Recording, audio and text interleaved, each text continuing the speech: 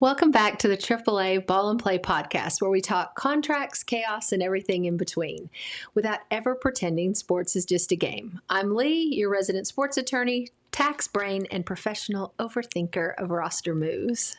And I'm Michael, former strength coach, athlete agent, and the guy who keeps reminding everyone that at some point, somebody still has to actually play the game. Today's episode is a doubleheader. In part one, we're hitting the MLB hot stove. Who's spending, who's pretending, which teams are power buyers, and why agents are looking at Dylan Cease's contract like it's the new 10 Commandments. Then in part two, we jump to college football rivalry week. When undefeated teams fail, playoff seeds shuffled, and the new 12-team bracket basically got tossed into a blender. A couple of quick housekeeping notes before we dive in.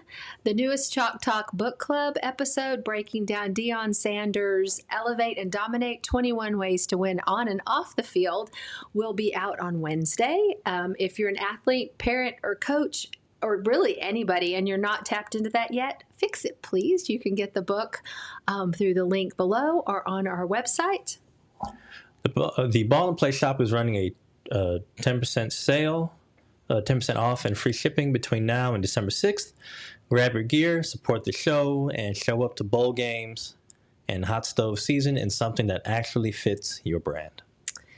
And then every Monday at 9 a.m., we've got new fast breaks dropping, quick hit, high info breakdowns to start your week smarter than the algorithm. So whether you're here for contracts, coaching tape, or just to see which front office we irritate the most, you're in the right place. So hit subscribe, grab your coffee or tea, and let's get into it.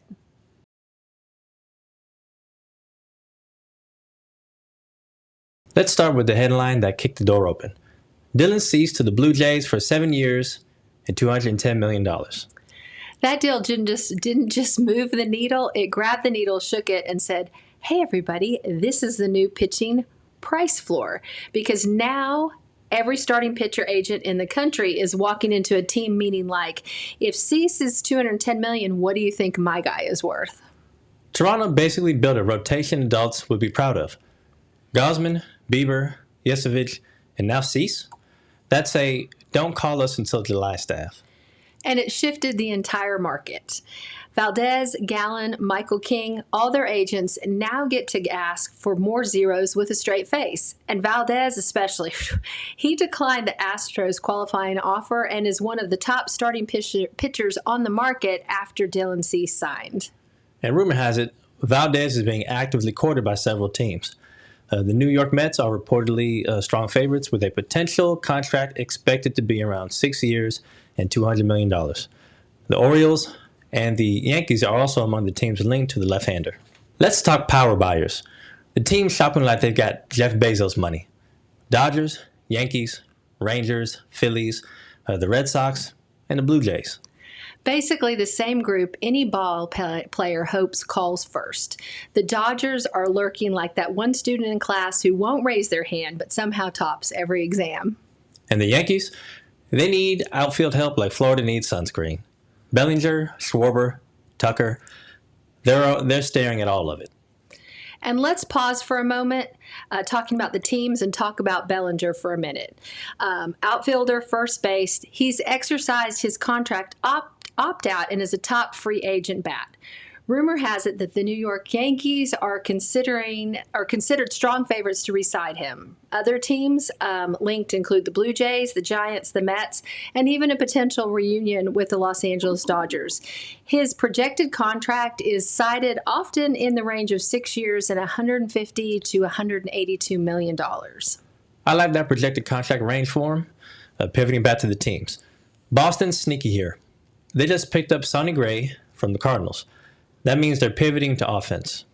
If I'm representing a big bat, I'm texting their general manager like, hi, it's me, the upgrade you actually need. And the Rangers are still swinging for arms. They've got a rotation with more uncertainty than my holiday plans.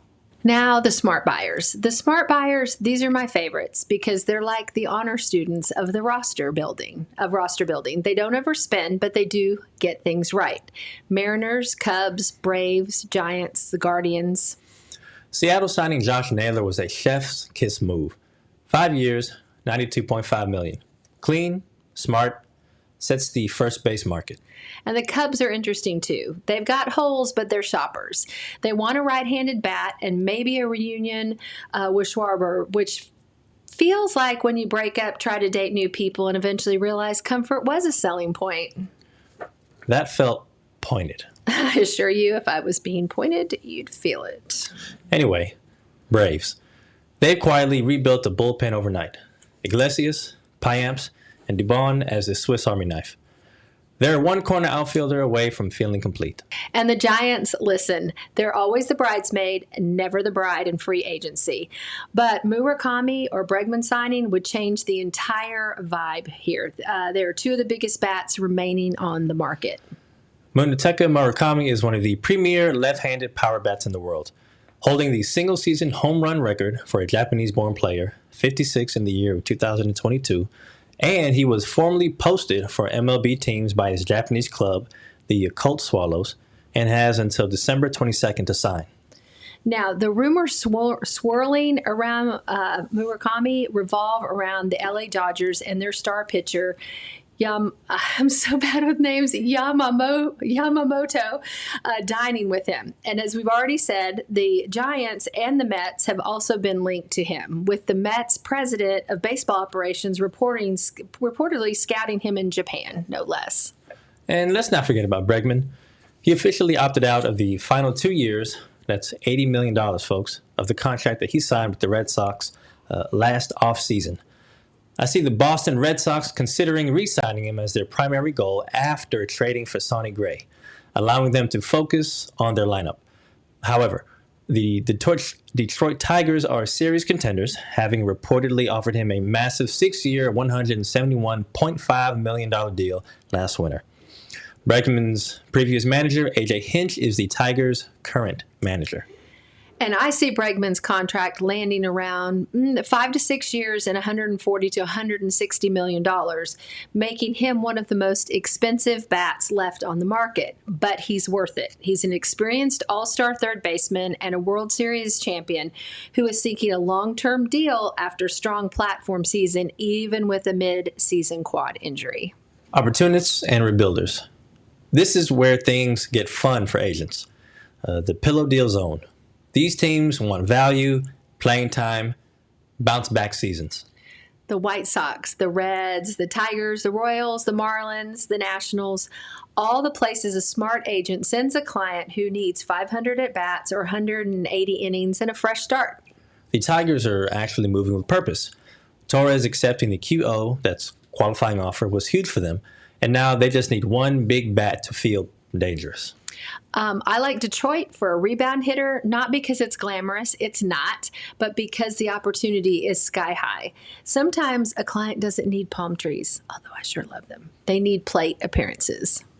Nationals, Marlins, A's, these are the don't set comps here teams. Exactly. You want to respect their hustle, but don't use their contracts as against a star client's valuation.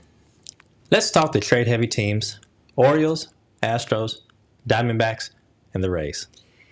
These are the teams where you don't necessarily pitch a free agent signing, you pitch fit and control. For example, the Orioles could trade for any arm they want. They have more prospects than an Ivy League admissions office. Astros need a catcher. They need innings. They need glue pieces. They're in retool mode, not rebuilding, retooling.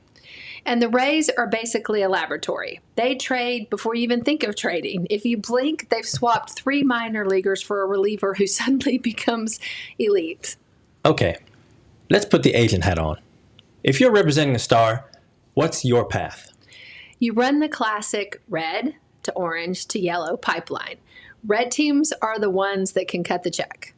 Orange are the we're one player away clubs, and yellow are the fallback for opportunity-driven clients. And if you're representing a pitcher? You walk into every room holding the cease contract like Moses with a tablet. Here are the commandments. Thou shalt pay accordingly. And what about field players? Naylor's deal sets the first base cornerback floor. Any hitter with pop can now say, pay me above this unless you think I'm worse than Josh Naylor. Spoiler, Many are not. The winter is just getting started. The big dominoes haven't dropped yet. Tucker, Bichette, Bregman, Murakami.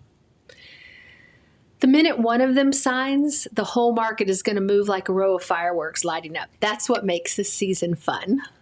And now it's the time to shift to college football after this brief intermission. Yes.